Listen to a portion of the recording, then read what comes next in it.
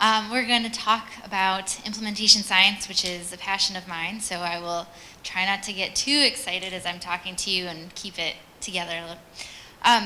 I come to you from North Carolina. It's a great area. I wanted to give you a little more about my history just to kind of know how I relate to you all. I taught in special education at the elementary school for about 8 years, and I actually got my PhD at the University of North Carolina at Charlotte, which is different than where I work now, which is the University of North Carolina at Chapel Hill. I don't know if you have a system like that up here with colleges where all of the words are the same except for the city. We have like 10 of them in North Carolina, so you could just be from all over. But I am currently with the Chapel Hill group working with NERN, because we like to have acronyms in education. Yes, especially in special ed. I don't know if you have as many as we do, but it's like a whole new dictionary to learn.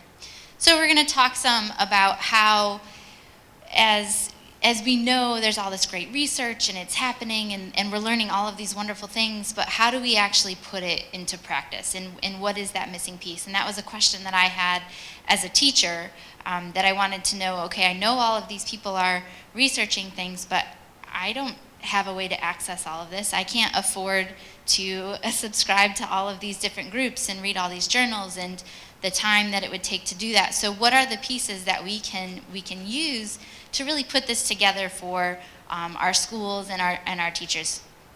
So we're going to start with just a nice overview of what the active implementation frameworks really are. And then I'm going to talk through a nice story about 2 schools and how they approached implementation science with a practice that they wanted to use for their schools. So we have, how many of you are researchers in here, in this room? I heard I'll have a lot. That's excellent. You're my people. I love it. Good. How many of you are teachers? Also my people. This is great, because you know when you have a love of teaching and a love of research, it's just this perfect combination. So to have all of these together in this room, we're going to have a good time. All right, so we have all of this research that's happening, right? And it's great research, and we're learning all of these things about what we really should and should not do with our students, and what works really well and what may not work so well, and how we can get these outcomes that we're looking for our students. And then all of that's happening in our classrooms, right? I'm hearing crickets. I agree. It's not really happening. We have all this hard work that everybody's doing, but it's not happening in the classroom. So what's the problem? Why isn't it happening? We have a wealth of knowledge out there, these people that have done great things, and then our teachers are doing what they did last year, which is what they did the year before, which is what they did the year before. And as a new teacher, who do you seek out as a new teacher? Yeah, the teacher who's been here for 20 years and has been the solid teacher at this school. We all know Mrs. Miller. She's the teacher that's been here for the longest, and so everybody goes to Mrs. Miller and she says, well, I've been doing this for 20 years. So we have this gap, and not that Mrs. Miller isn't doing things that might be working fine, but she might not know the newest research things. So we have this gap that we need to close, and how we can do that is through implementation. And there's this whole other field called implementation science where we're really working with different schools and districts and states on how they can actually set up the supports and the systems that these schools really need to be able to get that research from the colleges and the universities and all the researchers that are doing this out there into the schools. And that's where we're really trying to go. And that is what gets me very excited, because our outcome, whether you're a researcher or a teacher, your outcome is to what? Motivate the students, help the students, increase those outcomes, right? We want our students to do really, really well. So we, having this implementation science, can put this together and really bridge that gap. And just so you know, as a special ed teacher, I had like small groups of kids, and we would always talk to each other. So whenever I pause, just feel free to just shout out, say whatever you want, whatever's coming to your mind. We can make this a little more interesting, a little interactive. Okay, so I don't know if anybody likes formulas. I like formulas. I like math. I like formulas to know this equals this. So here's our formula for active implementation frameworks. If you have an effective practice, So we know there's research behind it. We know that it has positive outcomes for students. It's been shown to be effective. And we use effective implementation practices. So we know the supports. We've set up a plan. We're monitoring how it's going. We're using our resources. We're supporting the teachers. And enabling context. And what that means is that where you're starting, they want to do this. You're starting with a school that says, yes, we are ready for this. Because what are we trying to change with some of these things? It's adult behavior. Now, if you think it's hard to change student behavior, adult behavior, way harder to change. So you have to be ready for that. These teachers, the school, the district, wherever you're working, they have to want to do this and get on board with you from the beginning. With those together, multiplied together, we equal our positive student outcomes, which is our goal, right? Our goal in education, build up those those students, get those positive outcomes. What we have found is that if we're missing some of them, and it might not just be the implementation, it might be that we're not using a research-based practice. Maybe we're just picking up something that somebody decided to create on their own, we don't know that it works or not. Or the schools are not ready. When we don't have one of these factors, that's when we don't get positive student outcomes. And that's when we're not having the results that we're looking for. So what are our frameworks? Well, we start with a usable innovation. So a lot of you come in, you're researchers. We're looking at what's out there right now that's research-based. Then we have stages. And our stages of implementation, we don't want to just run to implementing, right? That's what you want. You want to get the thing and then we're going to go. But it takes a while. You've got to go through these different stages to get to the point where it's actually ready. Then we have drivers. These are the supports. These are the resources. These are really, it's like the integral pieces that you need to have put in place before you can actually implement your innovation or your intervention. And we have to have teams, right? How many of you do you have any teams at your school or area, wherever you work? Yeah, okay. So we need to have lots of teams because we're going to be working together from the top to the bottom to get this implemented. And then finally, improvement cycles. And this is how are we problem solving what's happening. So the first time we create a plan and we go for it, do we all expect it to be the educational utopia where everybody smiles and high-fives each other because we're all ready? No, it doesn't work like that. So we have these improvement cycles where we can actually make some small changes and try again, and make some small changes and try again, and really build into a solid practice. Okay, so our usable innovations. In order to have a usable innovation, you're going to start with a clear description. So you want to look at, is your philosophy that you're looking at with this, is it matching what you're looking for, what you've been currently doing? For the essential functions, you're looking at whether or not what you're implementing, what are the key pieces that you need to know? What are those important things that you have to have in order to make this intervention actually work? And the operational definitions, this is where you're looking at, can you define the expectations of the intervention? Do you know specifically what behaviors you're looking for in the teacher, not the students, to know that they're actually doing what the practice is asking you to do? And then you want to have a fidelity assessment. And this is just saying, are we doing what we said we would do? Not a gotcha, not a you're not a good teacher. That's not what this is asking. It's saying, here are the skills we're looking for, here are the steps we need to see, and are you actually doing them? So an example for PBIS, right? Has anybody heard of PBIS? Anyone? Yeah, okay. So we're looking at wanting to implement PBIS in our schools. So we have to say, all right, what type of philosophy do we have currently, right? So are we looking at a reactive, punishment-driven type that we already have going right now? If we do, we're going to have to do a lot of work to get a shift in the teachers' minds about being more proactive and actually setting up the supports that the students need. So these are things you need to know starting off so you can kind of start picking up some of those barriers that you're going to run into as you go forward.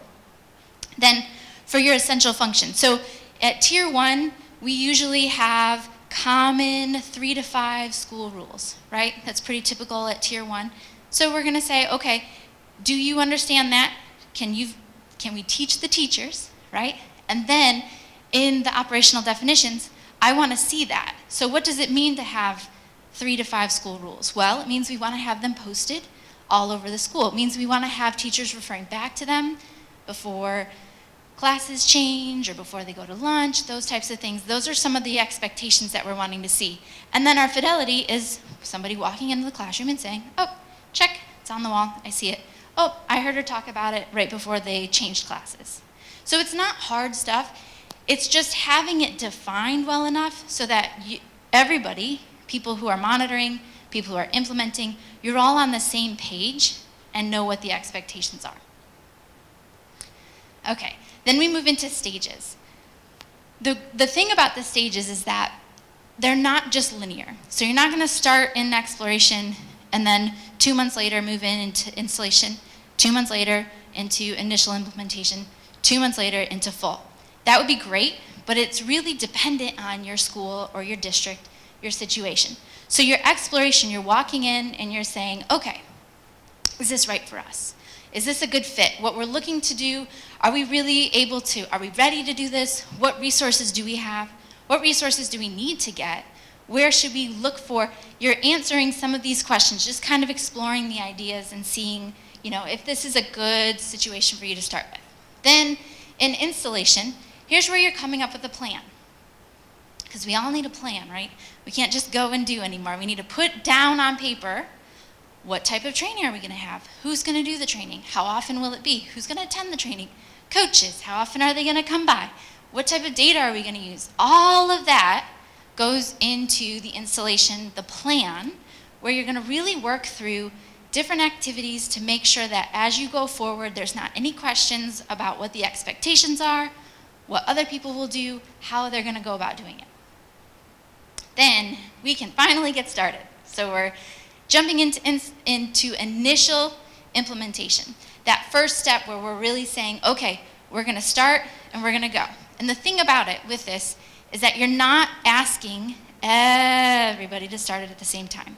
You're really picking a small slice where you're able to focus on working with this group and saying, okay, we're going to work it out, we're going to work out these kinks, we're going to see how it goes, and then we'll make some changes as we go forward. Because once we get to full implementation, we can take what we did in the initial implementation and we can make it that much better. And now as we expand, we're able to bring in more schools or more teams, and they're implementing something that's been worked through versus just having to come and do it themselves. So when I was a teacher, I was gone to a state training or a state conference, and while at the conference there's a session called Response to Intervention. And I was like, ooh, I want to know some interventions my kids can respond to. That sounds like fun. So I went in and I sat down, and an hour later I walked out saying, whoa, I had no idea this was happening. It had just been signed into legislation. All of this was happening, and we were like just totally blindsided. So I went back to my school, and I said to my teacher, hey, or my principal, I said, have you heard about this? Do you know anything? And they had no idea. My mentor hadn't heard about it, so they're all like, it's probably just the newest education buzzword. It's not going anywhere. We're not going to worry about it. But I kept looking into it and researching it and kind of learning a little more and more and realizing that this isn't going anywhere. We're going to be doing this pretty soon, and we need to kind of get on that train. So when our school, we grew huge. We were 1,300 students, K-5, and so they split our school in half. And I went with the principal to the new school, and half the teachers went, and it was great. Well, we decided to be a pilot school for RTI, for our district. And we had gone to training, and we were ready, and so we went from exploration into full implementation, and it was like teachers were crying every day. I mean, it was like just crazy. And knowing now what I know about all this, it's like I could go back and say, oh, we didn't do this, and we didn't do this, and we didn't do this, and we had the buy-in from the right people. We just went from exploration to full implementation, and it was like we hit a brick wall. And it was amazing now, looking back and saying, yeah, I see exactly where we didn't know about this yet. And so when I went and was back in school, I really got interested in this and wanted to learn more about how do we actually put this together for schools and for districts so that they're not running into those brick walls. And the great thing about these stages is that they're fluid. So if you find that you've moved into initial implementation and you realize that we need to back up and look at installation again and go back through some of those key activities within the installation stage, because we're like, we're not really where we want to be. We're having some, teacher powwow meltdowns over there. We need to kind of gear back a little and see what we can do to fix this. So the great thing about these is that they're fluid. And the other thing is all of these frameworks are applicable to any type of intervention. So if you started with PBIS and you're working through and you're now in initial implementation, and then there's a new legislation that's coming down and saying, we need to change the reading, literacy, la la la. You can start the same process, but with reading and literacy. So it's this structure, these skills, as you go forward, they stay the same, but you just might change what innovation it is that you're looking for. Okay, now here's the crux of how it all comes together. These are the drivers. There's 3 drivers. And when you look at the competency drivers, we're talking about the training, the coaching, and mutual selection. The thing about education is that we don't usually get a lot of mutual selection, right? You don't have a lot of say in which teachers and who the teachers are at that school. It's the teachers that are at that school, right? So you can't really say, well, why don't you replace that one with this guy? Like, no, it doesn't work like that. So what we have to do is work with the teachers that are there that are excited about it. So we want teachers who, okay, so we're gonna start in this school, but maybe we'll just start with 3rd grade, because the 3rd grade teachers seem to be on board with the idea of changing their math practices. And so they want us, we want them, it's that mutual selection. Then we talk about, well, what's our training gonna be? How often is it gonna be? Will we have booster sessions? We want coaches to go out every week. No, we want coaches to go out every month. So you're creating that plan so that as you go forward, you have all the supports that you need. Then the organization drivers, you're looking at what is the data? What type of data are you going to use? What are the data that you want for looking at outcomes? All of those questions you want to have that ahead of time so that as you go forward, you're not running into those barriers. And then what are the leadership? Who are the leadership folks? Who are going to be making these decisions, walking through the small barriers at the school level, and then working up into maybe policy barriers that are coming down at the state level, or things that are a little more harder to work through. So with these in place, that's how you get the fidelity. And the fidelity is at the top of our triangle because the fidelity really covers all of it. You can't have fidelity unless you have all of these together. But the best thing about these is that they're integrated and compensatory. And what that means is that they're all connected together. And if you can't get what you want out of one, you make up for it by doing more of the other. So if that mutual selection isn't possible and we really have to do that full school, it just means we're probably going to have more training and the coaches are going to have to come out more often because we have to get that buy-in that we don't already have. Whereas if we had that mutual selection, we've already got the buy-in, so we can move right forward into the other parts. So you're looking at, okay, here's how this all comes together, so it's going to be kind of flexible in how it puts together to get that plan going. Okay, looking at teams, various levels of teams, right? So we could start at the state and then have regional, but today we're going to talk about your district and your building level team because you guys are starting at the district level right now.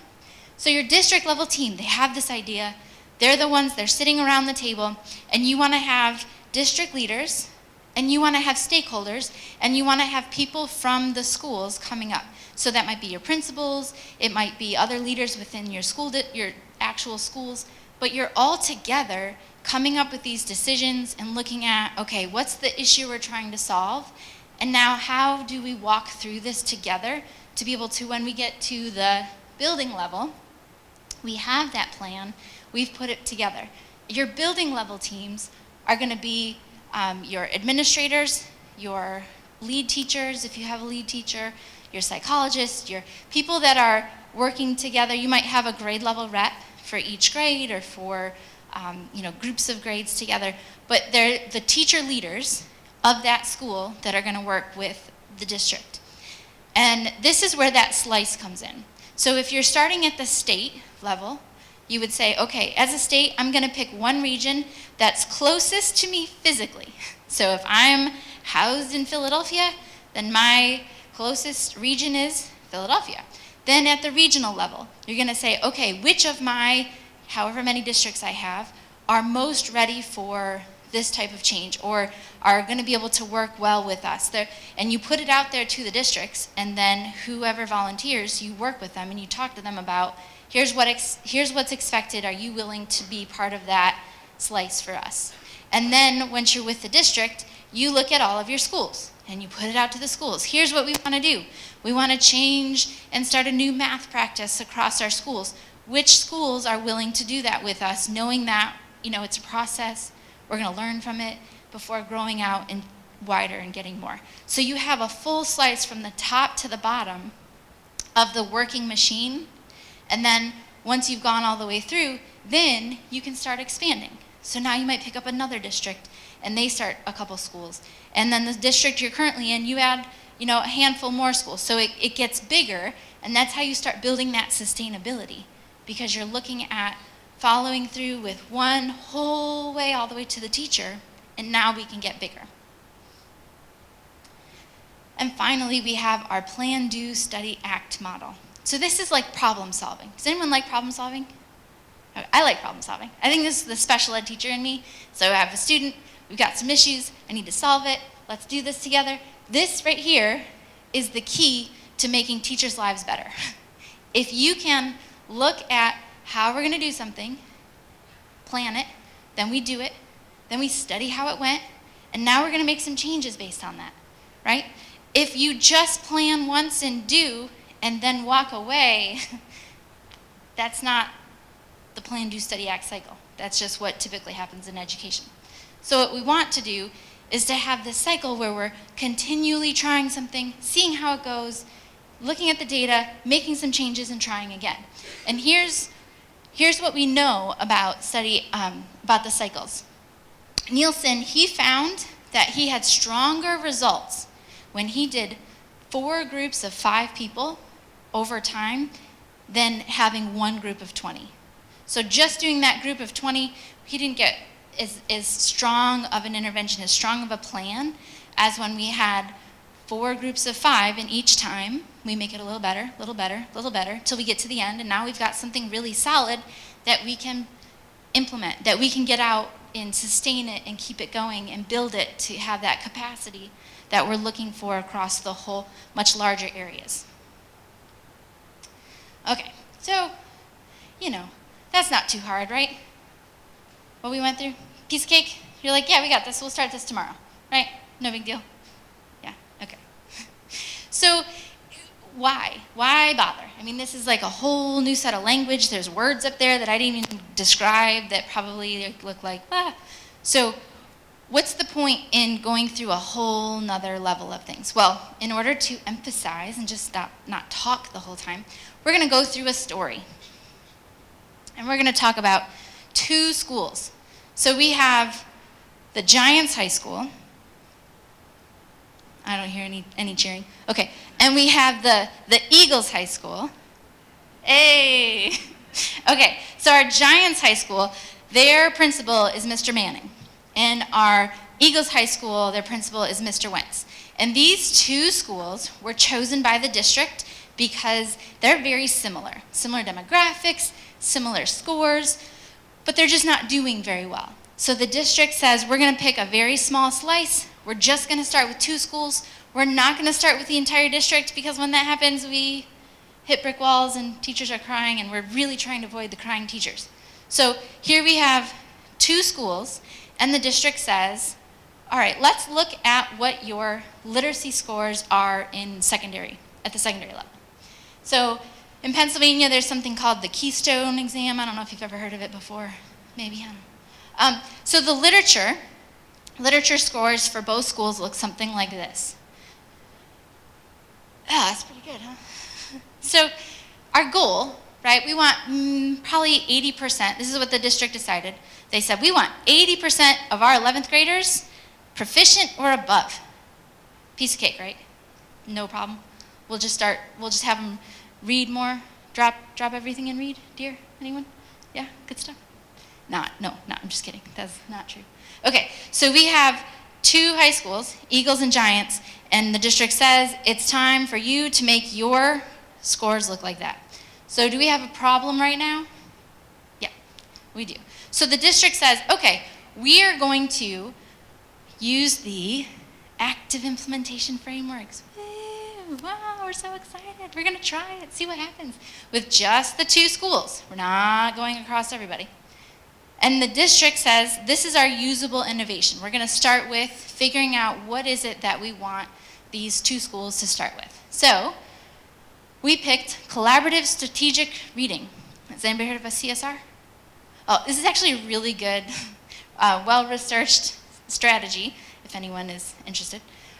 So they picked something that has a strong evidence base. The district then created a practice profile. Have any of you heard of the hexagon tool? Okay, so if you, on our website, within all of our information, we have this tool called the hexagon tool where you're looking at the fit, the need, all of these areas to see if your intervention would match what you're looking for. So you're not just blindly reaching out into the dark and picking something. There's a whole process that you go through in that exploration stage. So the districts here went ahead and picked collaborative strategic reading, and they chose a fidelity measure for teachers to see if these positive instructional practices were happening in the schools. Okay, so both schools say, we're ready, let's go. So the Giants High School, they're in exploration, and they have this list. This list is also on our website. So all of these activities and everything come from what we do at NERN. And they said, okay, we're going to do some of them. I don't really want to do all of them. We don't really need a communication protocol. That just sounds like fancy words for no reason, so we're just going to skip that one. And we'll have a team, but we're not really going to indicate how often we're meeting. So they put together their implementation team in 1 month, and they got about half of the necessary steps done. Sounds about right for the Giants? I mean, for the high school? Okay, so then Eagles High School. They're like, we got this. We're going to do every single thing. And they almost did. They did really well. 27 points out of 30. So they did. And they attempted, oh, look at that. They attempted all of them, right? Just might not be perfect, but they took 6 months, right? And that seems like a long time in education, I realize. But they thoroughly went through so that by the time it gets to the end, they've already put this hard work into it. So let's see what happens. Okay, so we move into installation. Well, Mr. Manning decided that he was going to create the plan on his own. So he didn't really care about what the team thought. So he takes a piece of paper, scratches down, here's my plan. We're going to have some training at the beginning of the year. We'll have coaches come a couple times a year, I think 3 times a year maybe. And, whatever teachers, we're just going to pick these teachers. Our organization drivers, look what he wrote. He didn't even know what those were. And then for the leadership issues, any issues that they're having, that the teachers are having, he told them all just to tell him. Like, he'll deal with everything on his own. They don't need any help. Right? Sounds like a good plan. Okay, then the Eagles got together and they said, we are so much better, and so we are going to actually sit down as a team and work through the installation steps. We're working through the drivers. We're talking about our selection criteria. We're putting it out there to the high school at 9, 10, and 11 to see which teachers are actually interested in using collaborative strategic reading. And then we're going to train. We'll have booster sessions. We're going to have 1 coach per, I think, 3 teachers or 3 coaches per school. We're going to really just be heavy on getting these supports in. And they put together a thorough plan. They even went so far as modifying English blocks to have a little more time to work with CSR within their classes.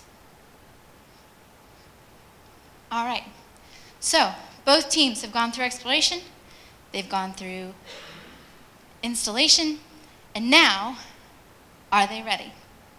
On your marks, no, I'm just kidding. So now we're going to move into actually implementing our plans. So we've got our teachers. They have big smiles on their faces, coffee mugs, because that's what teachers walk around with all the time, coffee mugs and smiles. And they're going to go ahead and implement. Okay, so we have to fast forward a few months because this would take forever if I walked through what happened in September and then again in October. So we gone a couple months later, and we're going to come back together and see how it went. All right, well, let's see. The Giants, yeah, they're a hot mess. Okay, so our Giants team, they didn't know who to go to for what. Everything started falling apart. They're having issues with getting the kids to work together in their teams. They didn't know how to train who to be a timekeeper and who to be the recorder and who to work through the summaries and how to summarize. They were just falling apart. What do you think they did when things started to fall apart? Stopped. So we call this the plan, do, stop. Plan, do, stop again. So they really didn't do any sort of improvement cycles. They just said, this is enough. Okay, but our Eagle School, they had a good plan. They knew what to do. They went through, they followed the protocol. If they had an issue, they went to the administrator. If the administrator and that team wasn't able to work through that problem, they went to the district level team and they worked through the issues together. So they put all of these pieces together and they were much more successful. So in their Plan, Do, Study, Act, within the collaborative strategic reading, their biggest issue were that they felt this practice needed to be happening in not just English classes. So their plan was just English classes, so they do in the English class, and then they were saying, we need to have the students doing this more often. And the great thing about CSR is you can do it in social studies, you could do it in history, you could do it in science. It's really just working with students on how to summarize what's happening and questioning and working with them on those kind of comprehension skills. So the plan, do. So the study part was, okay, we need to make this a little bigger, so we're going to include a few more non-content teachers, and we're going to work with them. That's our study and act, and the act part is now we have more teachers doing this, so the students aren't just getting it in one class. So they're getting that consistency across classes. So now they implement that. Oh, look. Isn't that amazing? Isn't that what always happens, right? It's like we try something and then everybody does everything perfectly and we have great scores. I mean, not always, but today it happened. So our Eagle schools did amazing. They met their goal of 80% of their students meeting at or above proficient, and the Giants, not so much. They just stayed where they were and didn't really make much progress. And this is what the teachers felt like when it was over. So the Eagles, they're high-fiving each other. They had a big pizza party for the they had a wine party. They didn't do any of that. But the Giants, they were frustrated. They were like, why are we even bothering? Why do this? This is the next big thing that's just coming through our schools. Time to move on. What's coming up next month? And say, no, thank you. So what did they do wrong? What happened to our poor Giants? Well, at the very beginning, did they do all of the activities within that exploration stage? No, they did about half of it. That the heavy work that you need to do before you get to the students, if you don't do all that work, you're going to make it harder in the long run. We have to have all of that go through from the beginning. Their coaches at the Giant School, they're supposed to come 3 whole times a year, right? That's a lot. They came once. So they didn't even get the coaching feedback. They didn't use any data. They just walked in, said, looks great, went to the next teacher. You look good. Hey, like your shirt. Nice job. And they moved on. There was not any of that coaching feedback where we're really working with the teachers on how to get better and how to be stronger. Their feedback loop, that was when they were just supposed to tell the principal, Mr. Manning, I guess, what their issues were. Well, he had this policy where any sort of issues were only to be given to him on Friday at 4:50. And then he would spend 10 whopping minutes getting through all of the problems. So you can just imagine the pile of papers and emails that started to stack up for Mr. Manning. He had no help, no work, got nowhere with any of these issues. And so really the Giants, they didn't make any connections with this. They were not able to follow through with what they had started. And so we just didn't see it with the student outcomes in our Eagles High School. From the beginning, they went through each activity within their stages. They knew what the work was that they wanted to get done, and they completed it. They had a communication protocol. They knew who to go to for an adaptive issue. They knew who to go for a technical issue. They had leaders that walked them through how to get the job done and to make these decisions, and they had the teams going together. And the key that the Eagles did that the Giants did not do is that they were intentional in their decisions. So when I started teaching, and I was a young Miss Preston, I had worked really hard with these students, and my principal came up to me and was like, wow, these guys are doing really great. How did you figure all this out? And my mentor is standing in the corner. She's all proud, like mentor proud stance, like, oh yeah, look at my young teacher, she's doing so good. And I said, oh, I did a lot of trial and error, right? And later she says, hey, maybe don't say that to your principal. You can tell me these things, but maybe tell him that you were very purposeful in how you got all of this done and what. So the thing that I think teachers and educators, what we really appreciate is intention. Actually looking at and making ahead of time those decisions and knowing that this is what we're wanting to do and this is how we're going to get there. We're not just going to try this and see if it works. That didn't really work. Let's try this one and see if it works. That's where that research comes in, right? That's where you guys come in. Getting in those research-based interventions and knowing that what we're using is effective with students. They were intentional in their process, not just with the intervention.